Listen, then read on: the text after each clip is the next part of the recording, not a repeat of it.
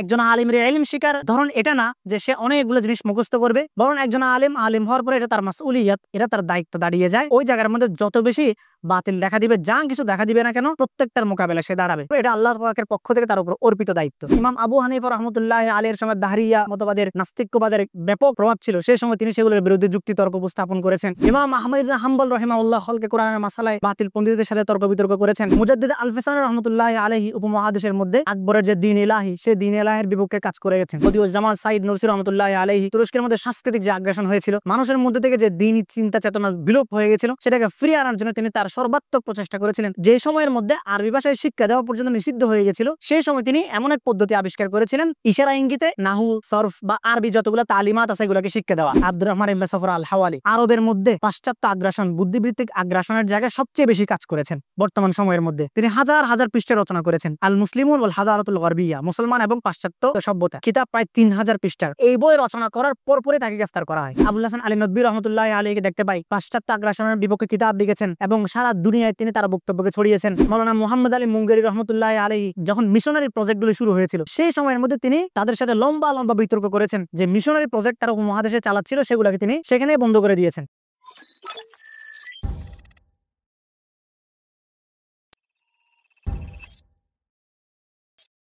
প্রত্যেকটা ইসলামী ভূমির মধ্যে কোনো না কোনোভাবে একটা সময়ের পর থেকে, খিলাফতের পতনের পর থেকে, সাম্রাজ্যবাদী আগ্রাসন, পাশ্চাত্যের সামরিক আগ্রাসনের পাশাপাশি একটা বুদ্ধিবৃত্তিক আগ্রাসন হয়েছে। আমরা যদি এর আরো আগে যাই, একদম খিলাফতের সময়কার ইসলামের একদম পিক মুভমেন্ট যখন ছিল, তখন থেকে যদি যাই, তখনও যতগুলো ফিতনা এসেছিল সবগুলোর মোকাবেলায় আলেমরা দাঁড়িয়েছিলেন। আমরা আমাদের মাযাহিব আর বা 4 মাযহাবের ইমামদেরকে যদি দেখি, তারাও এগুলোর মোকাবেলা করেছিলেন। ইমাম আবু হানিফা রাহমাতুল্লাহ আলাইহির সময় দাহরিয়া মতবাদের, নাস্তিক্যবাদের ব্যাপক কি ছিল, প্রভাব ছিল। সেই সময় তিনি সেগুলোর বিরুদ্ধে যুক্তি তর্ক উপস্থাপন করেছেন। ইমাম আহমদ ইবনে হাম্বল রাহিমাহুল্লাহ হলকে কোরআনের মাসালায় বাতিল পণ্ডিতদের সাথে তর্ক বিতর্ক করেছেন। আতা ইবনে ওয়াসিলের হাত ধরে যে ফিতনা, মুতাজিলি ফিতনা এসেছিল, সেই মুতাজিলি ফিতনার বিরুদ্ধে তিনি কাজ করেছেন। এভাবে প্রত্যেকটা সময় ইমামরা এবং মুহাক্কিকিন উলামায়ে কেরাম কাজ করে গেছেন। মুজাদ্দিদ আল-ফিসানি রাহমাতুল্লাহ আলাইহি উপমহাদেশের মধ্যে যে আকবরের যে দ্বীন ইলাহি, সেই দ্বীন ইলাহির বিপক্ষে কাজ করে গেছেন। তো এরকম সারা দুনিয়া জুড়ে উলামায়ে কেরাম বিভিন্ন সময় ভিন্ন রকম কাজ করেছেন। তো সমস্ত ব্যক্তিত্ব নিয়ে আলোচনা করতে গেলে লম্বা সময়ের প্রয়োজন পড়বে। তো আমরা কিছু নির্দিষ্ট ব্যক্তিদের কথা আলোচনা করব এবং তাদের প্রমিনেন্ট কাজকর্মগুলো আমরা তুলে দেওয়ার চেষ্টা করব, যেন আমরা বুঝতে পারি যে তাদের ত্যাগ, এই দ্বীনকে তার স্বরূপে টিকিয়ে রাখার জন্য তাদের ত্যাগ এবং পরিশ্রম মুজাহাদা কি পরিমাণ ছিল। প্রথমে যদি আমরা আসি, এরকম কিছু ব্যক্তিত্বের নাম আমরা বলতে পারি, যেমন হচ্ছে শেখ মুস্তাফা সবরি রাহিমাহুল্লাহ। তিনি খিলাফতের একদম শেষ পর্যায়ে, ওসমানী খিলাফতের একদম শেষ পর্যায়ে, তাকে বলা হয় শেষ ওসমানী শেখুল ইসলাম বলা হয় তাকে। তো মুস্তাফা সবরি রহমতুল্লাহ আলাইহির কাজ অনেক দীর্ঘ বিস্তৃত। তিনি হচ্ছে যখন খিলাফতের একদম পতনের শেষ সময় চলে এসেছিল 19 সালের দিকে, 1919-এর দিকে, তাকে তার ইলম, তার পড়াশোনা এবং তার জ্ঞানের ব্যাপক বিস্তৃতি দেখে তাকে ওসমানী খিলাফতের প্রধান লাইব্রেরিয়ান হিসেবে নিয়োগ দেওয়া হয়েছিল। তো পরবর্তীতে যখন মুস্তাফা কামাল আতাতুর্কের আবির্ভাব ঘটে এবং সে যেভাবে তুরস্ককে সাজাতে চাচ্ছিল, এভাবে সে বিভিন্ন বাতিল পন্থা বা বিভ্রান্তি সে জনমানুষে তৈরি করার চেষ্টা করতেছিল এবং তার প্রভাব বেড়ে গেছিল। তখন তিনি তুরস্ক থেকে বের হয়ে তাকে নির্বাসন দেওয়া হয়েছিল, তাকে গ্রেফতার করা হয়েছিল। তিনি নানান জুলুম সহ্য করেছেন, কিন্তু কখনোই তিনি এই কামালের যে পরিবর্তন, কামালের যে আধুনিকায়ন তুরস্ককে, এটাকে তিনি মেনে নেন নাই। তো তিনি চলে এসেছিলেন। তিনি পরবর্তী সময়, জীবনের শেষ সময়টা মিশরে কাটিয়েছেন এবং এই সময় তিনি সবচেয়ে বেশি মোকাবিলা করেছেন, সবচেয়ে বেশি ক্রিটিক করেছেন মডার্নিটিকে, যারা হচ্ছে কি ইসলামকে আধুনিকভাবে দেখাতে চাচ্ছিল। সেই সময় মিশরের মধ্যে একটা বড়সড় একটা গোলযোগ তৈরি হয়ে গিয়েছিল। যারা চাচ্ছিল ইসলামকে তারা সংস্কার করবে, ইসলামের শুদ্ধতম রূপ হিসেবে তারা সেটাকে দেখাতে চাচ্ছিল। সেই সময় ফরিদ আল ওয়াজেদি বা হেগেল থেকে শুরু করে আরো যারা ছিল, যারা হাদিস অস্বীকার করতো, মোহাম্মদ আব্দুহ থেকে শুরু করে, তারা সকলেই চেষ্টা করতেছিল যে ইসলামের একটা শুদ্ধতম রূপ হিসেবে তারা দেখাবে এবং ইসলামের একটা সংস্কারবাদী রূপ তারা দেখাবে। এর অবশ্য প্রাচ্যবিদদের এখানে অনেক প্রভাব ছিল এবং মোহাম্মদ আব্দু এই প্রাচ্যবিদদের তালিকাদের মধ্যে প্রথম সারির অবস্থান করেছে বলা যায়। এবং সেটাও বলেছিল যে আমি ইউরোপ আমেরিকাতে যে ইসলাম দেখেছি, সেই ইসলামটাই আসল ইসলাম। ওখানে মুসলমান নাই কিন্তু ইসলাম আছে, তো এখানে মুসলমান আছে, ইসলাম নাই, এটা সে বলেছিল। এবং গোল্ডজিহার বা আর্নল্ডের যে মতবাদগুলো ছিল, তারা বলতে চেয়েছিল ইসলাম কোনো সামগ্রিক দিন হিসেবে টিকে থাকার মতো ধর্ম না, বা ইসলাম হচ্ছে একেবারে কিয়ামত পর্যন্ত যে সে তার সাংস্কৃতিক বিপ্লব ধরে রাখবে এবং প্রত্যেকের চাহিদা পূরণ করতে পারবে। আল্লাহ পাক যেটা চ্যালেঞ্জ করেছেন যে ইন্নাদ-দীন ইনদাল্লাহিল ইসলাম, ইসলামই একমাত্র দিন এবং কিয়ামত পর্যন্ত অ্যাপ্লিকেবল এবং প্রত্যেকটা মানব সভ্যতার জন্য উপযুক্ত দিন হিসেবে আল্লাহ পাক যে চ্যালেঞ্জ দিয়েছেন, তারা সেই চ্যালেঞ্জের বাইরে গিয়ে বলতে চাচ্ছিল যে ইসলাম এরকম দিন না। ইসলাম একটা আরব থেকে এসেছিল, আরব থেকে এই দিনের সূচনা হয়েছিল এবং আরবের পরিবেশের জন্য স্বাভাবিক ছিল। এরকম প্রাচ্যবিদরা যারা এরকম বিভিন্ন কথাবার্তা বলে বলছিল এবং হাদিস অস্বীকারের ফিতনা যখন শুরু হয়ে গেছিল, তো সেই সময় মুস্তাফা সাব্বির দাঁড়িয়েছিলেন। এমনকি তার একটা বিখ্যাত ঘটনা আছে যে তিনি যখন আজহারে পড়তে এসেছিলেন, তখন তার এক শিক্ষক ক্লাসে ঢুকা মাত্রই প্রথমে বলল যে হাদিস এটা স্বীকৃত না, আর এটা স্বীকৃত কোনো জ্ঞান না। হাদিস হচ্ছে বিভিন্ন খলিফাদের আমলে বা বিভিন্ন সুলতানদের আমলে তাদের প্রভাবে এই হাদিসকে তৈরি করা হয়েছে। তো সেই সময় তিনি তার শিক্ষককে চ্যালেঞ্জ করেছিলেন যে এটা কেমন কথা, এবং তার শিক্ষককে চ্যালেঞ্জ করে তিনি দীর্ঘ 6 মাস পর্যন্ত পড়াশোনা করে তারপর তিনি তার শিক্ষকের সাথে বিতর্কে লিপ্ত হয়ে তার সে প্রাচ্যবিদ শিক্ষককে তিনি হারিয়েছিলেন।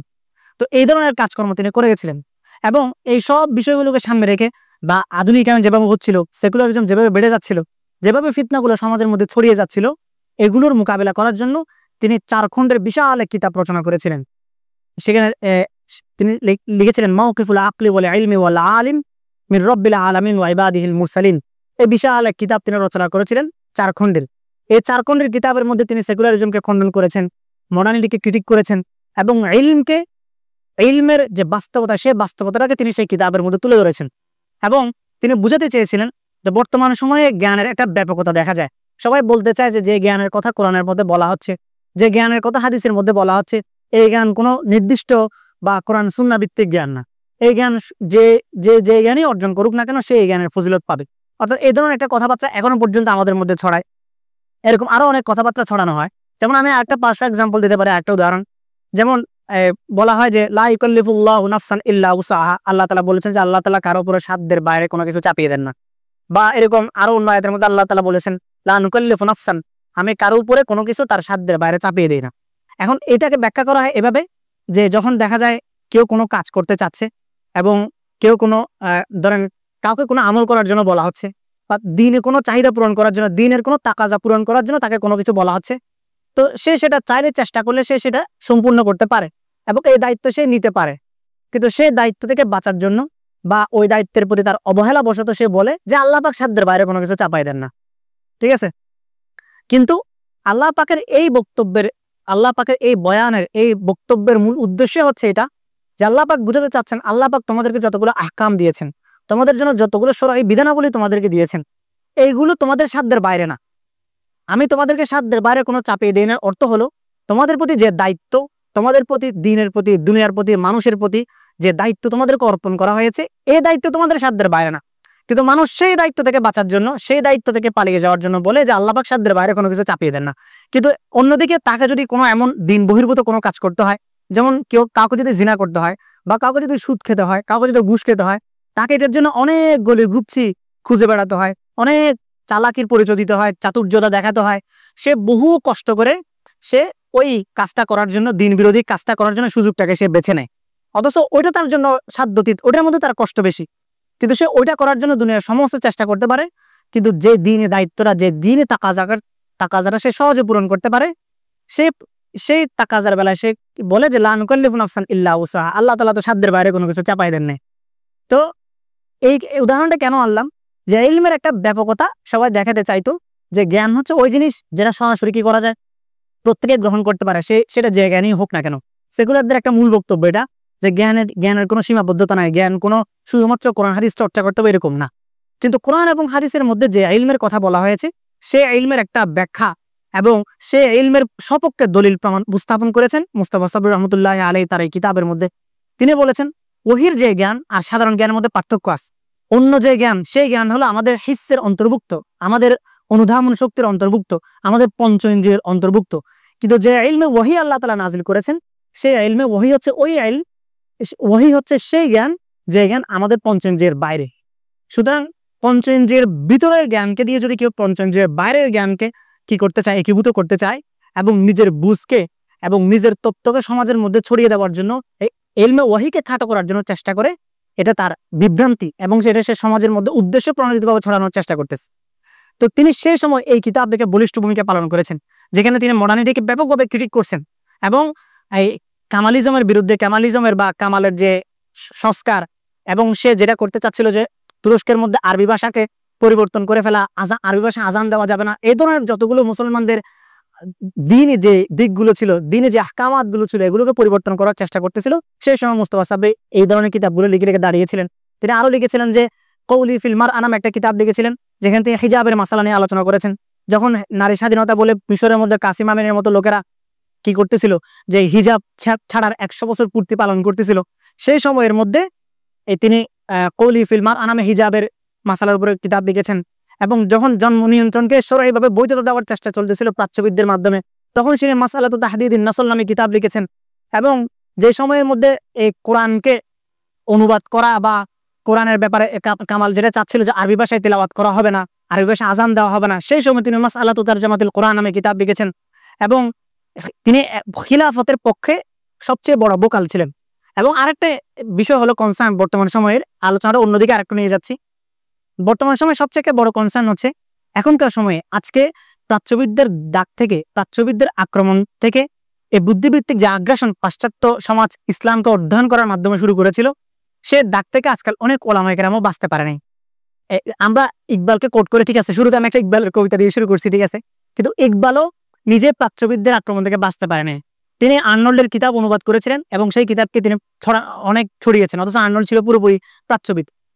এইভাবে আল্লামা শিবলি রহমতুল্লাহ আলাইহি তার সিরাতের মধ্যে বদরের যুদ্ধের যে ইকদামে জিহাদ, সেটাও একটা প্রাচ্যবিদদের পক্ষ থেকে তিনি প্রভাবিত হয়ে ওইখানে একটা ব্যাখ্যা দেওয়ার চেষ্টা করেছেন। তো প্রাচ্যবিদরা এমন আগ্রাসন চালিয়েছিল মুসলিম সমাজগুলোর মধ্যে, যেখান থেকে উপমহাদেশও বাঁচতে পারেনি এবং ওলামা শ্রেণীও সেখান থেকে বাঁচতে পারেনি। আজকে যে আমরা ওলামা ইকরামের মুখ থেকে, বাংলাদেশের প্রমিনেন্ট আলিম শ্রেণীর মুখ থেকে যে আমরা এমন কিছু ব্যাখ্যা আমরা শুনতে পাচ্ছি, যে ব্যাখ্যাগুলো আমাদেরকে হতবাক করতেছে এবং যে ব্যাখ্যাগুলো আমরা কোনো কিছু বলতেও পারতেছি না, কারণ আমরা তাদের ছাত্র হওয়ার যোগ্যতা রাখি না এই জন্য। তো এই ধরনের ব্যাখ্যাগুলো কিন্তু অনেক আগে থেকে শুরু হয়ে গেছিল এবং সে দাগ থেকে ওলামা শ্রেণীও বাঁচতে পারে না। তো সেই সময় মুস্তাফা সাবরি রহমতুল্লাহ আলাইহির মতো বিদ্বান ব্যক্তিত্বরা কথা বলেছেন এবং তারা সেই কিতাবগুলো রচনা করেছেন। এইগুলোর ব্যাখ্যা তারা দিনই জায়গা থেকে ব্যাখ্যাগুলো দিয়েছেন, যে ইসলামের ব্যাখ্যা কোনো পাশ্চাত্য প্রাচ্যবিদ থেকে আমরা নিব না, ইসলামের ব্যাখ্যা আমাদের খোদ নিজেদের আছে। তো সময় আসলে শেষ দিকে চলে যাচ্ছে। তো এরকম তিনি অনেক কাজ করেছেন। পরবর্তীতে তিনি নির্বাসিত অবস্থায় মিশরে ইন্তেকাল করেছেন। এরপরে যদি আমরা আরো কথা বলি, অন্য দেশের দিকে যাই, আফ্রিকার মধ্যে সবচেয়ে বেশি সাংস্কৃতিক উপনিবেশ বলেন বা সামরিক উপনিবেশ বলেন, সবচেয়ে বেশি হয়েছে আফ্রিকার উপরে ফরাসিদের হাত ধরে, ফ্রান্সের হাত ধরে। আলজেরিয়ার মধ্যে তারা ব্যাপকভাবে আগ্রাসন চালিয়েছিল, তারা সামরিক আগ্রাসন চালিয়েছিল প্রথমে, এরপর তাদেরকে সাংস্কৃতিক আগ্রাসন চালিয়েছিল কিভাবে, আলজেরিয়ার মুসলমানদের ভাষা, সংস্কৃতি, সভ্যতা সবগুলোকে পরিবর্তন করে ফেলেছিল। তাদের যতগুলা ইনস্টিটিউট ছিল, দিন ইনস্টিটিউট ছিল, সবগুলোকে তারা ধ্বংস করে দিয়েছিল এবং সেই জায়গায় তারা ফরাসি ভাষাকে বাধ্যতামূলক করে দিয়েছিল এবং ফরাসি সংস্কৃতিকে তাদের সংস্কৃতি বানিয়ে দিয়েছিল। আজকের আলজেরিয়া, আজকের ফ্রান্স বা আজকের আলজেরিয়া, আজকের আফ্রিকা এখনো পর্যন্ত সে ফরাসি যে জুলুম নির্যাতন তাদের উপর হয়েছিল সেখান থেকে বের হয়ে আসতে পারেনি। এই সময় আলজেরিয়ার প্রথাগত ট্রেডিশনাল আলিম শ্রেণীর মধ্যে দুজন বিশিষ্ট ব্যক্তিত্ব দাঁড়িয়েছিলেন, যারা এই ফরাসি আগ্রাসনের মোকাবেলা করেছিলেন। একজনের নাম আমরা সবাই জানি, তিনি হচ্ছেন আমির আব্দুল কাদের আল জাজাইরি রাহিমাহুল্লাহ। তা আমির আব্দুল কাদের আল জাজাইরি রাহিমাহুল্লাহ তিনি কি করেছিলেন, তিনি প্রায় 17 বছর ফরাসিদের সাথে যুদ্ধ করেছেন। তিনি প্রায় 1830 থেকে 1847 সাল পর্যন্ত ফরাসিদের সাথে যুদ্ধ করেছেন আলজেরিয়ায়। পরবর্তীতে তিনি নির্বাসিত হয়ে দামেস্কে চলে গিয়েছিলেন এবং সেইখানেও তিনি ফরাসিদের সাংস্কৃতিক আগ্রাসনের বিপক্ষে তিনি কিতাব লিখেছিলেন। তিনি লিখেছিলেন আল মিকরাদুল হাদ, এই কিতাব লিখেছিলেন আল মিকরাদুল হাদ আলা কতঈ লিসানি মুনতাকিদ দ্বীনিল ইসলাম বিল বাতিল ওয়াল ইলহাদ। এই ধরনের কিতাব তিনি লিখেছিলেন, যেখানে তিনি ফরাসি আগ্রাসনের মোকাবিলা করেছেন। এবং আরো একজন আছেন আব্দুল হামিদ ইবনে বাদিস রহমতুল্লাহ আলাইহি, তিনিও আলজেরিয়ার মধ্যে ফরাসি আগ্রাসনের বিপক্ষে কাজ করেছিলেন। আমির আব্দুল কাদের আল জাজাইরি রাহিমাহুল্লাহ ইন্তেকালের পরে, তিনি যখন ইন্তেকাল করেন, তার ইন্তেকালের পরবর্তী সময়ের মধ্যে আব্দুর রহমান ইবনে বাদিসের কার্যক্রম শুরু হয়। আব্দুর রহমান ইবনে বাদিস রহমতুল্লাহ আলাইহি দীর্ঘ প্রায় 19 বছর ধরে তাফসির করেছেন, কোরআন তাফসির করেছেন। একই সাথে তিনি মুয়াত্তা মালিক পড়িয়েছেন মসজিদের মধ্যে এবং এই মসজিদ এবং কোরআন তাফসির ও হাদিসের দরসকে তিনি উদ্দেশ্য নিয়ে সেটাকে তিনি উপকরণ বানিয়ে ফরাসি আগ্রাসনের বিপক্ষে মোকাবেলা করেছিলেন। তিনি প্রথমে আল মুনতাকিদ নামে একটা পত্রিকা চালাইতেন, সেই পত্রিকার মধ্যে ফরাসি যত সংস্কৃতি সেগুলোর মোকাবেলা করতেন। পরবর্তী তিনি তাদেরকে আবার ইসলামী বাপদারার দিকে ফিরিয়ে আনার জন্য তিনি কাজ করেছিলেন। তিনি আল বাসাইর আশিহাব নামে 2টা পত্রিকা চালাতেন, এবং যেন আলজেরিয়ার ওলামা শ্রেণী যেন এই ফরাসি আগ্রাসনের বিপক্ষে কথা বলতে পারে, এই জন্য তিনি কি করেছিলেন, আলজেরিয়ার ওলামাদেরকে নিয়ে একটা সংগঠন প্রতিষ্ঠা করেছিলেন, মজলিসুল উলামাইল মুসলিমিন ফিল জাযায়ের, এই নামে তিনি একটা আলজেরিয়ান ওলামা শ্রেণীদের একটা কাউন্সিল তিনি প্রতিষ্ঠা করেছিলেন। তা আব্দুর রহমান ইবনে বাদিসের খিদমত অনেক বড়। একজন লেখক আছেন, ওর নাম হচ্ছে ডক্টর আম্মার আত-তালিবি। তিনি আব্দুর রহমান ইবনে বাদিসের জীবনের উপর একটা কিতাব লিখেছেন, যে ইবনে বাদিস ও আসারুহু, এই ধরনের একটা কিতাবও লিখেছেন, যেখানে তিনি তার কর্মকাণ্ডগুলো সবিস্তারে উল্লেখ করেছেন। এভাবে দুনিয়ার প্রত্যেকটা জায়গায় জায়গায় এই কাজগুলো হয়েছে। আমরা যদি তুরস্কের আরেকজনকে দেখি, যার নাম সবাই আমরা জানি, বদিউজ্জামান সাইদ নুরসি রহমতুল্লাহ আলাইহি, যিনি হচ্ছে তুরস্কের এই কামালের পরবর্তী সময়ের মধ্যে তুরস্কের মধ্যে সাংস্কৃতিক যে আগ্রাসন হয়েছিল, মানুষের মধ্যে থেকে যে দ্বীনি চিন্তা চেতনা বিলোপ হয়ে গেছিল, সেটাকে ফিরিয়ে আনার জন্য তিনি তার সর্বাত্মক প্রচেষ্টা করেছিলেন। এমনকি যে সময়ের মধ্যে আরবি ভাষায় শিক্ষা দেওয়া পর্যন্ত নিষিদ্ধ হয়ে গেছিল, সেই সময় তিনি এমন এক পদ্ধতি আবিষ্কার করেছিলেন যে ইশারা ইঙ্গিতে নাহু সরফ বা আরবি যতগুলো তালিমাত আছে এগুলোকে শিক্ষা দেওয়া। তো সেই সময় ইশারা ইঙ্গিতে নাহু সরফ বা আরবি ব্যাকরণগুলো শেখানো হতো। এবং তুরস্কের একজন শেখ যিনি মারা গেছেন, শেখ মাহমুদ আফেন্দি, রিসেন্ট টাইম কয়েক বছর আগে যিনি মারা গেছেন, উনিও ওইরকম ইশারা ইঙ্গিতে নাহু সরফ শিখেছিলেন। তো তার এই আন্দোলনের পরবর্তী সময়ে আজকে তুরস্কের মধ্যে ইসলামের যে একটা বিপ্লবের রূপরেখা আমরা দেখতে পাই, বা মানুষ যে ইসলামী ভাবধারায় কিছু মানুষজন তৈরি হয়েছে, আগের সভ্যতা সংস্কৃতির এত চাপ সত্ত্বেও তাদের মধ্যে যে একটা দ্বীনি ভাবধারা প্রতিষ্ঠিত হয়েছে, এর পেছনে একটা বহুত বড় অবদান হলো বদিউজ্জামান সাইদ নুরসি রহমতুল্লাহ আলাইহির। তো এরকম আলজেরিয়ার মধ্যে আব্দুর রহমান ইবনে বাদিসও আরবি ভাষা শেখানোর জন্য মানুষকে উৎসাহিত করেছিলেন। তিনিও আরবি ভাষা শিখাইতেন। আরবি অনেকগুলা শিক্ষা প্রতিষ্ঠান তিনি আলজেরিয়াতে প্রতিষ্ঠিত করেছিলেন, যেন মানুষ ফরাসি ভাষা এবং ফরাসি সংস্কৃতি থেকে ফিরে এসে আরবি ভাষা শিখতে পারে এবং আরবি ভাষার তালিমাতের দিকে তারা আগ্রহী হয়। এই ধরনের আরো অনেক ওলামা শ্রেণী আছেন, বর্তমানে তাদের কাছ থেকে প্রভাবিত হয়েছেন এরকম আলেমরাও আছেন। যেমন আমরা যদি মালয়েশিয়ার সৈয়দ নাকিব আত্তাসকে দেখি, তিনিও কিন্তু প্রভাবিত হয়েছেন বদিউজ্জামান সাইদ নুরসি থেকে প্রভাবিত হয়েছেন, এবং তিনি এই যতগুলো দিনিয়াত নিয়ে কাজ করছেন, সেকুলারিজমের বিপক্ষে লেখালেখি করছেন, এগুলো তিনি প্রভাবিত হয়েছিলেন বদিউজ্জামান সাইদ নুরসি থেকে। এরকম আমরা যদি শাম দ্বারাই দেখি, শামের মধ্যে একজন ব্যক্তিত্বের নাম আমি উল্লেখ করব। শামে তো আরো অনেকেই ছিলেন যারা আগ্রাসনের বিপক্ষে, সাংস্কৃতিক আগ্রাসনের বিপক্ষে কাজ করেছেন এবং সামরিক আগ্রাসনের বিপক্ষে কাজ করেছেন, যারা হচ্ছে জিহাদ, ইলম এবং তাসাউফকে একসাথে করেছেন। এদের মধ্যে আলজেরিয়ার ওলামা শ্রেণী অন্যতম। আমির আব্দুল কাদের বলেন, ইবনে বাদিস বলেন, তারা জিহাদও করেছেন আগ্রাসনের বিপক্ষে, এবং তারা সাংস্কৃতিক মোকাবিলার জন্য তারা এই ইলমি কাজও করেছেন। আবার তারা ব্যক্তিগত জীবনে তারা সুফি ভাবধারারও ছিলেন। এরকম শামের ব্যক্তিত্ব ছিলেন হচ্ছেন আজকে যার নাম আমাদের সবার মুখে মুখে, আজকে মুসলিম মাত্রই তার নামটা জানে, তিনি হচ্ছেন শেখ ইজ্জুদ্দিন কাসসাম রাহিমাহুল্লাহ। আজকে যার নামে হামাসের সামরিক সংগঠন যেটা আছে, ইজ্জুদ্দিন কাসসাম রাহিমাহুল্লাহ শামের ব্যক্তিত্ব ছিলেন। এবং তিনি এই ফিলিস্তিন, ইসরায়েল, এইসব ইসরায়েলের যে আগ্রাসন, এই আগ্রাসনের বিপক্ষে তিনি তখন থেকে কথা বলেছিলেন। এবং তার একটা বিখ্যাত লাইন আছে, তিনি বলতেন যে মান ইউমিনু বিল্লাহি ওয়াল ইয়াউমিল আখির মান কানা মিনকুম ইউমিনু বিল্লাহি ওয়াল ইয়াউমিল আখির ফালা ইয়াবিতান্না ইল্লা ওয়া সিলাহুহু মা। যে ব্যক্তি আল্লাহ এবং আখিরাতের প্রতি ঈমান রাখে, সে যেন এমন ভাবে রাত যাপন না করে তার অস্ত্র তার সাথে থাকবে না। সে যেন রাত্রি যাপন করবে তার অস্ত্রসহ যেন সে ঘুমায়। তো তিনি কিন্তু ইলমি ব্যক্তিত্ব ছিলেন, ইলমি অনেক কাজ করেছেন, দরস দিয়েছেন। এবং তিনি শামের মধ্যে যে সমস্ত, যখন তিনি আলেম হয়েছেন, আলেম হওয়ার পরে তিনি যখন পড়ানো শুরু করেন, তখন সিলেবাসের মধ্যে ফরাসি ভাষা ছিল। তিনি এর বিপক্ষে দাঁড়িয়েছিলেন যে না, ফরাসি ভাষা শিখাবো না, এবং তিনি তার প্রতিষ্ঠানের সিলেবাস থেকে ফরাসি ভাষাকে বাদ দিয়ে ফেলেছিলেন। এই ধরনের তারা কাজগুলো করেছিলেন। এবং তাদের উত্তরসূরিরা আজকে ফিলিস্তিনের মধ্যে ইসরায়েলের মোকাবেলা করছে, ইসরায়েলি আগ্রাসনের মোকাবেলা করছে, এবং তাদেরকে দৈনিক নিয়ম করে করে তাদেরকে জাহান্নামে পাঠাচ্ছে। তো এই ব্যক্তিত্বরাই উপমহাদেশে তারা এই জায়গাগুলোর মধ্যে কাজ করেছেন, এবং তাদের কাছ থেকে প্রভাবিত হয়ে পরবর্তী ওলামা শ্রেণীরাও কাজ করেছেন। এরপর যদি আমরা আরো উপমহাদেশের দিকে আসি, উপমহাদেশেও এরকম অনেক ব্যক্তিত্ব ছিলেন। বা আমরা যদি আরবে দেখি, আরবের মধ্যেও এরকম ছিলেন, বা রিসেন্ট টাইমে বা তার আগেও এরকম অনেক ব্যক্তিত্ব ছিলেন যারা পাশ্চাত্য আগ্রাসনের মোকাবিলায় কাজ করে জুলুম নির্যাতনের শিকার হয়েছেন। এর মধ্যে একজন ব্যক্তি হচ্ছেন যিনি এখন বর্তমানে কারাগারে আছেন, আল্লাহ তাআলা তার মুক্তিকে ত্বরান্বিত করুন, তিনি হচ্ছেন সফর আব্দুর রহমান ইবনে সফর আল হাওয়ালি, যাকে সফর আল হাওয়ালি হিসেবে সবাই জানে। তো তিনি এই আরবের মধ্যে পাশ্চাত্য আগ্রাসন, বুদ্ধিবৃত্তিক আগ্রাসনের জায়গায় সবচেয়ে বেশি কাজ করেছেন বর্তমান সময়ের মধ্যে, এবং তিনি হাজার হাজার পৃষ্ঠা রচনা করেছেন। তিনি খোদ একটা কিতাব লিখেছেন, আল মুসলিমুন ওয়াল হাদারাতুল গরবিয়া, মুসলমান এবং পাশ্চাত্য সংস্কৃতি, পাশ্চাত্য সভ্যতা। এই কিতাব প্রায় 3000 পৃষ্ঠার বিশাল বই, এবং এই বই রচনা করার পরপরই তাকে গ্রেফতার করা হয়। তিনি এই বই ছাড়াও আরো লিখেছেন ইরাক ওয়াল্লাবাতুল আমেরিকিয়া, যে ইরাক হচ্ছে আমেরিকার খেলনা। এরকম আরো অনেকগুলো তিনি কিতাবাদি রচনা করেছেন এবং ওলামায়ে কেরামের প্রতি নসিহত করেছেন, যে এখানে তারা এই পাশ্চাত্য আগ্রাসনের মোকাবিলা করেছেন। এবং সফর আল হাওয়ালি আল মুসলিমুল হাদারাতুল গরবি, এটা যদি বাংলা অনুবাদ হয়ে থাকে বা যদি ইংরেজিতে যদি হয়ে থাকে, তাহলে যদি এটা আপনারা দেখেন বা আপনারা যদি এই বই অধ্যয়ন করেন, তাহলে এখানে পাবেন যে তিনি আরবের মধ্যে কিভাবে সেকুলারিজম, আরবের মধ্যে কিভাবে পাশ্চাত্য আগ্রাসন হয়েছে, এটা তিনি সুস্পষ্টভাবে তুলে ধরেছেন। এবং তিনি বলেছেন যে পুরা পুরো দুনিয়াটা এমনভাবে এখন একটা ডিজাইন দেওয়া হয়েছে, একটা সেট আপ এমনভাবে করা হয়েছে যে প্রত্যেকেই তারা কি পাশ্চাত্যকেই, এমনকি খোদ আরবরা যাদের কাছে ইসলাম এসেছে এবং যারা ইসলামের ভূমিতে বসবাস করছে, তারা পর্যন্ত পাশ্চাত্য আগ্রাসনকে তারা নিজেদের একটা প্রথা হিসেবে অনুকরণ করার মধ্যে একটা প্রতিযোগিতা শুরু করে দিছে। যেটা একটা ঘটনা উল্লেখ করছেন যে একবার একটা হচ্ছে মানে সৌদি এয়ারলাইন্স একবার কিছু জার্মানি পর্যটককে নিয়ে, জার্মানি ট্যুরিস্টের একটা দলকে নিয়ে তারা ফ্রিতে টিকিট দিছিল তাদেরকে। তো মাঝখানে গিয়ে এই বিমানে কিছু একটা সমস্যা হয়েছিল এবং এই সমস্যার ফলে মাঝপথে এটা ট্যুরিস্টদের কিছু সমস্যা হয়েছিল। তারা যেহেতু ইউরোপিয়ান ছিল, এটা নিয়ে তাদের খুব কনসার্ন ছিল। পুরো সৌদির মধ্যে এই ঘটনা ব্যাপকভাবে প্রভাব ফেলেছিল, এমনকি সৌদি ওলামা পরিষদ পর্যন্ত তারা নিন্দা করেছিল, যে তারা নিজেদের নিন্দা নিজেদের করেছিল যে মুসলমানরা টেকনোলজিতে এত পিছিয়ে আছে, যখন আজকে বিদেশের সামনে, আজকে জার্মানির পর্যটকদের সামনে নিজেদের অপমান হচ্ছে। এই ধরনের একটা পরাজিত মানসিকতা তারা দেখাইছিল। তো সফর আল হাওয়ালি বলতেছেন যে এই জায়গায় যদি কোনো এশিয়ান হতো, কোনো আফ্রিকান হতো, তাহলে কেউ ফিরেও তাকাইতো না।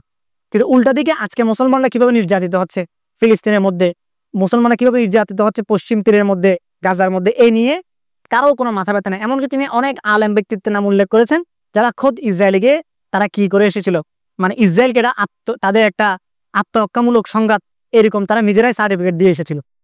তো আমরা রিসেন্ট টাইমও দেখতে পাইছি যে কয়েকদিন আগে ইসরায়েলের কোন এক মন্ত্রীর সাথে বা কোন এক দূতের সাথে আফ্রিকার ফ্রান্সের কিছু ইমাম একসাথে বসেছে এবং তারা সেটাকে বৈধ দেওয়ার চেষ্টা করছে এবং তারা সরাসরি বলতেছে যে দুনিয়ার বুকে শান্তি আগমনের জন্য আপনারা কাজ করে যাচ্ছেন, দুনিয়াতে শান্তি প্রতিষ্ঠার জন্য আপনারা কাজ করে যাচ্ছেন। তো এই ধরনের ব্যক্তিত্বগুলা তাদের এইসব মোকাবিলাগুলো করেছেন। আব্দুল আজিজ তোরাইফ হাফিজাউল্লাহর কথা বলতে পারি, যিনি পাশ্চাত্য যে সভ্যতা, তাদের যে বুদ্ধিভিত্তিক আগ্রাসন, এর মোকাবিলা তিনি কিতাবের পর কিতাব রচনা করেছেন এবং তিনি কারাগারে আছেন। এরকম আরো বহু জন আছেন যারা পাশ্চাত্য আগ্রাসনের মোকাবিলায় ওলামা শ্রেণীর জায়গা থেকে কাজ করেছেন। আমরা যদি আমাদের উপমহাদেশে দেখি, উপমহাদেশে উপনিবেশ হওয়ার পরে, উপমহাদেশে ব্রিটিশরা আসার পরে মুসলমানদের তাহজিব এবং তামাদ্দুনকে নষ্ট করে ফেলার একটা পায়তারা তাদের মধ্যে ছিল।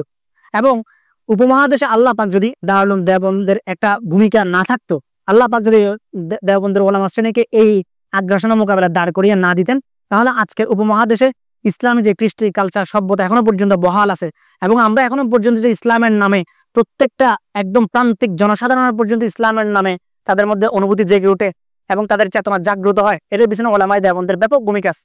যদিও উপমহাদেশে আরো অনেক দায়ী ছিলেন, কিন্তু যেহেতু ওলামা শ্রেণীর কথা বলছি, আমরা এখানে দেখতে পাই যখনই কোনো ফিতনা উঠে এসেছে, সেই ফিতনার মোকাবেলা করার জন্য একজন আলেম দাঁড়িয়ে গেছেন। কাদিয়ানি ফিতনার বিপক্ষে আতাউল্লাহ শাহ বুখারী রহমতুল্লাহ করেছেন।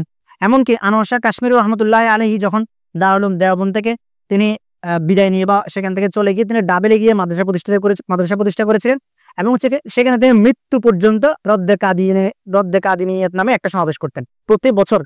এবং তার সেই বিখ্যাত মামলা বাহাওয়ালপুরের যে মোকদ্দমা, এটা সম্পর্কে আমাদের জানা আছে যে তিনি সেই এক বাপ বেটি, যেখানে মেয়ের জামাই হয়ে গেছিল কাদিয়ানি, এবং তার কাছ থেকে নিজের মেয়েকে ছুটিয়ে আনার জন্য এক বাপ মামলা করেছিলেন এবং সেই মামলার মধ্যে বক্তব্য দেওয়া এবং সেই মামলার পক্ষে কাজ করার জন্য আল্লামা আনোয়ার শাহ কাশ্মীরি রহমতুল্লাহ আলাইহি মৃত্যু পর্যন্ত কাজ করেছেন। এবং তিনি বলেছিলেন, আমি মারা যাওয়ার পরে এই মামলার বাকি রায় যেন আমার কবরের কাছে গিয়ে শোনানো হয়। তো ফিতনার বিপক্ষে তারা কিভাবে দাঁড়িয়েছিলেন এবং এই ফিতনা কাদিয়ানিজমকে ইন্ধন দেওয়ার ক্ষেত্রে ব্রিটিশদের একটা একদম প্রত্যক্ষ প্রভাব ছিল। তারা নিজেরাই এই কাদিয়ানিজমকে তারা ইন্ধন দিয়েছিল। এবং তিনি তার বিখ্যাত একটা ফতোয়া ছিল, তিনি বলেছিলেন যে মান যাব্বা আনহু আও তাআওয়ালা কাওলাহু নুকাফিরুহু কতআন, যে ব্যক্তি কোনো কাদিয়ানীদের পক্ষে কথা বলবে বা কাদিয়ানীদের প্রতি তার দুর্বলতা থাকবে এবং তার কথাকে, কাদিয়ানের কথাকে ব্যাখ্যা দেওয়ার চেষ্টা করবে, তাকেও আমরা কতআন তাকফির করি, অকট্টভাবে তাকেও আমরা কাফির বলি, যে কোনো কাদিয়ানীদের কথাকে, বক্তব্যকে ব্যাখ্যা দিয়ে হালাল করার চেষ্টা করবে। তো এই ধরনের তিনি দাঁড়িয়েছেন। আমরা মহাদেশে আরো দেখতে পাই আবুল হাসান আলী নদভী রহমতুল্লাহ আলাইহিকে দেখতে পাই, যিনি হচ্ছে এই পাশ্চাত্য আগ্রাসনের বিপক্ষে কিতাব লিখেছেন এবং সারা দুনিয়ায় তিনি তার বক্তব্যকে ছড়িয়েছেন। এভাবে আমরা আরো অনেক ওলামা শ্রেণীকে পাই। মাওলানা মুহাম্মদ আলী মুঙ্গেরি রহমতুল্লাহ আলাইহি, যিনি দারুল উলুম নদওয়াতুল উলামার প্রতিষ্ঠাতাদের মধ্যে অন্যতম একজন ছিলেন সুরার মধ্যে, তিনি খ্রিস্টানদের যখন মিশনারি প্রজেক্টগুলি শুরু হয়েছিল, যে কোনো জায়গার মধ্যে যখন ইউরোপিয়ানরা বলেন বা খ্রিস্টানরা যখন আগ্রাসন করা শুরু করে, তখন সেই জায়গায় তারা মিশনারিদেরকে পাঠায় এবং মিশনারিরা মুসলমানদের তাহজিব তামাদ্দুনকে নিয়ে খেলে এবং তাদেরকে তারা খ্রিস্টান বানানো, এই ধরনের পায়তারাগুলো তারা করে। তো সেই সময়ের মধ্যে তিনি তাদের সাথে লম্বা লম্বা বিতর্ক করেছেন, তাদেরকে হারিয়েছেন এবং তিনি তাদের খ্রিস্টবাদের যে এজেন্ডা, যে মিশনারি প্রজেক্ট তারা উপমহাদেশে চালাচ্ছিল, সেগুলোকে তিনি সেখানে বন্ধ করে দিয়েছেন। তো এরকম আরো অনেক ব্যক্তিত্ব ছিলেন যারা উপমহাদেশে কাজ করেছেন। মাওলানা মুহাম্মদ আলী মুঙ্গেরি রহমতুল্লাহ আলী এই কাজগুলো করেছেন। আর আমরা যদি আমাদের সমসাময়িক সময়ের মধ্যে দেখি, সমসাময়িক সময়ের মধ্যে আমরা আমাদের বাংলাদেশের মধ্যে খন্দকার আব্দুল্লাহ জাহাঙ্গীর স্যার রহমতুল্লাহ আলীকে দেখেছি, তিনি খ্রিস্টানদের বিপক্ষে তার সেই ঝিনাইদহের মধ্যে কিভাবে কাজ করেছেন। এরকমও ঘটনা শুনেছি ঝিনাইদহের মধ্যে, যে এক গ্রামের এরকম 5,000 মুসলমান একসাথে খ্রিস্টান হয়ে গেছিল এবং তাদেরকে যে খ্রিস্টান বানিয়েছিল খন্দকার আব্দুল্লাহ জাহাঙ্গীর স্যার তার সাথে বসেছিলেন এবং তাকে বিতর্কে হারিয়ে তাকে সহ ওই গ্রামের সবাইকে আবার পুনরায় তাদেরকে মুসলমান বানিয়েছিলেন। এরকম আজকে আমরা উলামা শ্রেণীর পদক্ষেপ দেখতে পাচ্ছি আমাদের বাংলাদেশে। মাওলানা আব্দুল মালিক হাফিজাহুল্লাহ, যিনি বাইতুল মোকাররম থেকে জাতিসংঘের কার্যালয়ে বাংলাদেশের না করার ব্যাপারে তিনি বলিষ্ঠ ভূমিকা রাখছেন এবং কথা বলছেন। তো উলামা শ্রেণীর সর্বাবস্থায় সবসময় এই কাজগুলো তারা করে গেছেন। কারণ আল্লাহ সাল্লাল্লাহু আলাইহি ওয়াসাল্লাম হাদিসের মধ্যে বলেছেন, যে হাদিসটা আমি শুরুতে বলেছি, যে ইয়াহমিলু হাদাল ইলমা মিন কুল্লি খালফিন উদুলুহু, এই ইলমকে এই উম্মতের মধ্যে সবচেয়ে যারা শ্রেষ্ঠ শ্রেণী থাকবে, যারা হচ্ছে যে ইনসাফগার হবে, তারা এই ইলমকে বহন করবে। যারা হচ্ছে বাতিলপন্থীদের বিকৃতি এবং ব্যাখ্যাগুলোকে খণ্ডন করবে এবং যারা জাহিলদেরকে, বাতিলদের বুতলান, বাতিল যে বিভ্রান্তি, বাতিলদের যে ভ্রান্তি, সেই ভ্রান্তিগুলোকে তারা খণ্ডন করবে। তো ওনারা এই কাজগুলো করে গেছেন। এটা আলেমদের একটা দায়িত্ব, যেহেতু আল্লাহ পাক তাদেরকে বলছেন উলুল ইলমি কাইমান বিল কিসত, তারা ইনসাফ নিয়ে দাঁড়িয়ে থাকবে, ইনসাফের সাথে তারা কাজ করবে। এবং একজন আলিম যখন ইলম শিখে, তখন সে শুধুমাত্র তার একজন আলিমের ইলম শিকার ধরন এটা না যে সে অনেকগুলো জিনিস মুখস্থ করবে এবং সে অনেকগুলো জিনিস জানবে একটা নির্দিষ্ট সময় ধরে, বরং একজন আলিম হওয়ার পরে এটা তার মাসউলিয়াত, এটা তার দায়িত্ব দাঁড়িয়ে যায় যে ওই জায়গার মধ্যে যত বেশি বাতিল দেখা দিবে, যা কিছু দেখা দিবে না কেন, সে প্রত্যেকটার মোকাবেলা সে দাঁড়াবে, প্রত্যেকটার মোকাবেলা সে খণ্ডন করবে। এটা আল্লাহ পাকের পক্ষ থেকে তার উপর অর্পিত দায়িত্ব। সেই দায়িত্বটা যুগ যুগ ধরে, শত শত বছর ধরে এইগুলো ওলামায়ে কেরাম করে গিয়েছেন। এরকম একটা ঘটনা বলে শেষ করি, যে মাহমুদুল হাসান, শাইখুল হিন্দ মাহমুদুল হাসান দেওবন্দি রহমতুল্লাহ আলাইহি যখন মাল্টায় বন্দী ছিলেন ব্রিটিশদের হাতে গ্রেফতার হয়ে, তো সেই সময় তিনি সেখান থেকে ফিরে আসার পরে একটা ওলামা সমাবেশ, ওলামা কনফারেন্স হয়। ওলামা কনফারেন্সের মধ্যে তিনি একটা কথা বলেছিলেন, যে আমি আজকের আমাদের এই পরিস্থিতি, আজকে এই আগ্রাসন, বুদ্ধিভিত্তিক আগ্রাসন এবং ব্রিটিশদের আমাদের উপরে চেপে বসা, আমাদের তাহজিব তামাদ্দুনকে নিয়ে খেলা করার যে পায়তারা, এর পিছনে আমি সবচেয়ে বড় কারণ দেখতে পেয়েছি দুইটা। তিনি বলছেন যে দুইটা কারণ আমি দেখতে পেয়েছি। তো আল্লামা তাকি উসমানী সাহেব হাফিজাউল্লাহর বাবা মুফতি শফি রহমতুল্লাহ আলাইহি, তিনি তার ওয়াহদাতুল উম্মাহ নামে একটা কিতাব আছে, সেই কিতাবের মধ্যে এই ঘটনাটা উল্লেখ করেছেন, যে আমি দেখতে পেয়েছি দুইটা কারণ, যে যেই দুইটা কারণের কারণে আজকে আমাদের উপরে এই আমাদের তাহজিব তামাদ্দুনকে নষ্ট করে ফেলার চেষ্টা হচ্ছে। একটা কি? একটা হচ্ছে তারকুল কোরআন। আমাদের কোরআনের যেভাবে চর্চা হওয়া দরকার ছিল ওইভাবে চর্চা হচ্ছে না। আমাদেরকে এটা থেকে বাঁচতে হলে যেটা করতে হবে সেটা হচ্ছে আমাদের প্রত্যেকটা অলিতে গলিতে আমাদেরকে কোরআনের চর্চা শুরু করে দিতে হবে এবং অলিতে গলিতে কোরআনের তাদাব্বুর, কোরআনের হালাকা তৈরি করতে হবে। এবং তার এই চিন্তাধারা থেকে প্রভাবিত হয়ে মাওলানা আলী আহমদ লাহোরী রহমতুল্লাহ আলাইহি কোরআন নিয়ে খিদমত শুরু করে দিয়েছিলেন। তার থেকে প্রভাবিত হয়ে ডাক্তার ইসরার আহমদ রহমতুল্লাহ আলাইহি সারা জীবন কোরআন নিয়ে কাজ করে গেছেন। এবং আরেকটা হচ্ছে ইখতিলাফ, নিজেদের মধ্যে ইখতিলাফের কারণে আজকে আগ্রাসনগুলো চেপে বসে। তো আনোয়ার কাশ্মীর রহমতুল্লাহ আলাইহিও এরকম এক রদ্দ কাদিয়ানীদের যে সমাবেশ তিনি করতেন, সেই সমাবেশের মধ্যে একদিন তিনি খুব পেরেশান হয়ে বসেছিলেন। তখন তাকে জিজ্ঞাসা করা হলো যে আপনি এরকম চিন্তিত হয়ে বসে আছেন কেন, আপনি কত খিদমত আঞ্জাম দিচ্ছেন। তিনি বলেন যে ভাই, জীবন শেষ হয়ে গেছে, কিন্তু এখনো পর্যন্ত আমাদের জন্য কিছুই করতে পারলাম না, মুসলমানদের জন্য কিছুই করতে পারলাম না। তখন বললো, আপনি কত খিদমত করতেছেন, আপনি কত কাদিয়ানীদের বিপক্ষে মোকাবেলা করতেছেন এবং ব্রিটিশদের রেখে যাওয়া যে ফিতনা, সেগুলোর বিপক্ষে আপনি দাঁড়াচ্ছেন, তারপরে আপনি কিভাবে মনে করছেন যে আপনি কাজকর্ম করতে পারতেছেন না বা আপনাকে দিয়ে কোনো কিছু হচ্ছে না। তখন তিনি বললেন যে ভাই দেখো, সারা জীবন আমি যে কাজগুলো করে গেছি এগুলো সবগুলো আমাদের ফিকহি ইখতিলাফ নিয়ে কাজ করে গেছি, এবং যতই ফিকহি ইখতিলাফ নিয়ে কাজ করি প্রত্যেকটা কাজের সর্বশেষ বক্তব্য এটাই ছিল যে আমাদের রায় সঠিক কিন্তু ভুল হওয়ার সম্ভাবনা আছে, যা খণ্ডন করছি তার রায় ভুল কিন্তু সঠিক হওয়ার সম্ভাবনা আছে। কোনোটাকে পুরোপুরি ভুল বলা যাচ্ছে না, কোনোটাকে পুরোপুরি সঠিক বলা যাচ্ছে না। কিন্তু বিপরীতে এই জায়গাগুলোর মধ্যে খ্রিস্টানরা বা ব্রিটিশরা আমাদের মধ্যে যে ফিতনাগুলো ছড়িয়ে দিয়ে গেছে, আমাদের মধ্যে যে আমাদের চিন্তা চেতনাকে কি করে দেওয়ার জন্য, শেষ করে দেওয়ার জন্য যে জিনিসগুলো আমাদের মগজের মধ্যে ঢুকিয়ে দিয়ে গেছে, এগুলোর মোকাবিলাতে আমরা কোনো কাজ করতে পারলাম না। তো এই অনুভূতি থেকেই তিনি পরবর্তী সময়ে আরো অনেকগুলো কিতাবাদি রচনা করেছেন, আরো অনেক মাকালা বা আরো অনেক ধরনের ম্যাগাজিনে তিনি লেখাজোখা দিয়েছেন, যেগুলো তার ওই কর্মকাণ্ডটাকে আরো পরিশীলিত করছে এবং ব্রিটিশদের আগ্রাসনের মোকাবেলায় কাজ করছেন। তো উলামা আসরের এই ভূমিকা ব্যাপকভাবে স্বীকৃত এবং আলিমরা যুগের পর যুগ, শতাব্দীর পর শতাব্দী ধরে যে কোনো ফিতনার মোকাবেলা তারা দাঁড়িয়েছেন এবং তা অন্যদেরকে প্রভাবিত করেছেন। আমরা যদি আরো অন্যান্য শ্রেণীদেরকে দেখতে পাই, আমরা সাইদ কুতুব রহমতুল্লাহ আলাইকে দেখতে পাচ্ছি, মোহাম্মদ কুতুবকে দেখতে পাচ্ছি, তারা কিন্তু পূর্ববর্তী আলেমদের কাছ থেকে প্রভাবিত হয়েছিলেন। তারা কেউ বদিউজ্জামান সাইদ নুরসিকে প্রভাবিত হয়েছেন, কেউ এরকম নাকিব আল আত্তাস যিনি যেমন বদিউজ্জামান সাইদ নুরসিকে প্রভাবিত হয়েছিলেন, কেউ এরকম আমির আব্দুল কাদের জাজাইরি থেকে প্রভাবিত হয়েছিলেন। বিভিন্ন দেশে দেশে যত ফিতনা ছড়িয়েছে, বর্তমান সময়ে যত ফিতনাগুলো ছড়াচ্ছে, এগুলোর মোকাবিলায় দালিলিক লেখা এবং এগুলোর মোকাবিলায় বিশ্লেষণধর্মী লেখাগুলো আলেমদের পক্ষ থেকেই আসছে। তারা এদিকে কাজগুলো করে যাচ্ছেন। সেজন্য আমাদের জন্য সেফ জোন হলো সর্বাবস্থায় যে কোনো ফিতনার মোকাবেলায় আলিমদের দালিলিক রচনা সমৃদ্ধ লেখাগুলো পড়া এবং তাদেরকে নিজেদের বক্তব্যের ক্ষেত্রে তাদেরকে অনুসরণ করা এবং যে কাজগুলো পূর্ব হয়ে গেছে বা প্রাচ্যবিদদের প্রভাবে প্রভাবিত হয়ে যারা যে কথাগুলো বলছে, সেই কথাগুলো যখন আমরা কোনো আলেমদের তরফ থেকে পাবো, তখন আমরা সেটা ব্যাখ্যা খোঁজার চেষ্টা করব যারা এই কাজগুলোর মোকাবেলা করেছেন তাদের তরফ থেকে, যারা ইনকার হাদিসের ফিতনার মোকাবেলা করেছেন, যারা মিশরের মধ্যে আরব লিবারালিজমের প্রবক্তা যারা ছিল তাদের মোকাবেলা যারা করেছেন, মোহাম্মদ আব্দুহের মতো লোকদের মোকাবেলা যারা করেছেন, আমরা তাদের কাছ থেকে খোঁজার চেষ্টা করব। এই আল্লাহ পাক এই দিনকে বিজয়ী করবেন, এটা আল্লাহ পাকের ওয়াদা। সেটা যেভাবে হোক আল্লাহ পাক এই দিনকে বিজয়ী করবেন, কিন্তু এই দিনকে বিজয়ী করার ক্ষেত্রে আল্লাহ পাক যাদেরকে এই দিনকে বিজয় করার ক্ষেত্রে কাজে লাগাবেন, তারাই ইতিহাসের মধ্যে স্মরণীয় হয়ে থাকবে, তারাই আল্লাহ পাকের সামনে সাক্ষ্য দিবে ওলামায়ে কেরাম, আল্লাহ পাকের সামনে সাক্ষ্য হবেন উম্মতের জন্য।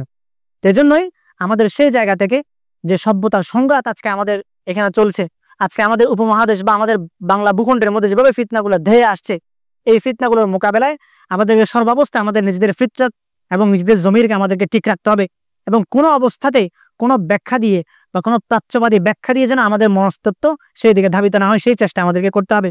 আজকে নানান ধরনের মুখরোচক শিরোনাম দিয়ে বিভিন্ন অবৈধ জিনিসকে বৈধ করার চেষ্টা করা হচ্ছে, বিভিন্ন দেখা যাচ্ছে কি যে দার্শনিকদের বক্তব্য দিয়ে বিভিন্ন কাজকর্মের বৈধতা দেওয়ার চেষ্টা হচ্ছে, কিন্তু এগুলো আল্লাহ পাক প্রত্যেকটা কোরআনের মধ্যে তার মৌলিক মূলনীতি দিয়ে খণ্ডন করেছেন। তো আজকে দেখা যাচ্ছে কি যে আমাদের মানে ইসলাম আর যারা ইউরোপিয়ান সভ্যতা বা পাশ্চাত্য সভ্যতা, এই দুই সভ্যতার একটা যেটা একদম প্রাইম প্রিন্সিপাল থাকে, সেই প্রিন্সিপালের মধ্যে একটা আকাশ পাতাল পার্থক্য আছে। কিন্তু অনেকে যখন দেখা যায় কি যে পাশ্চাত্য ব্যাখ্যা দিয়ে বা ইসলাম একটা মধ্যপতি বা মডারেট ব্যাখ্যা দিয়ে যখন ইসলামকে নিজের মতো ব্যাখ্যা করার চেষ্টা করে, তখন সে ওই প্রাইম প্রিন্সিপালকে ভুলে যায়। কারণ ইউরোপীয় সভ্যতা বা পাশ্চাত্য সভ্যতা মানুষকে এমন একটা জায়গায় দাঁড় করিয়েছে যে মানুষকে তারা সব সময় একটা ইকোনমিক, একটা অর্থনৈতিক শ্রেণী হিসেবে সবসময় দেখাতে চায় এবং যে শুধু তার নিজের লাভ ক্ষতির চিন্তা করবে। কিন্তু আল্লাহ পাক মুসলমানদেরকে দিন দিয়েছেন এবং মুসলমানদেরকে এমন এক জাতি হিসেবে উপস্থাপন করেছেন যাদের প্রিন্সিপালটা হবে, যাদেরকে দেখা হচ্ছে নৈতিক প্রাণী।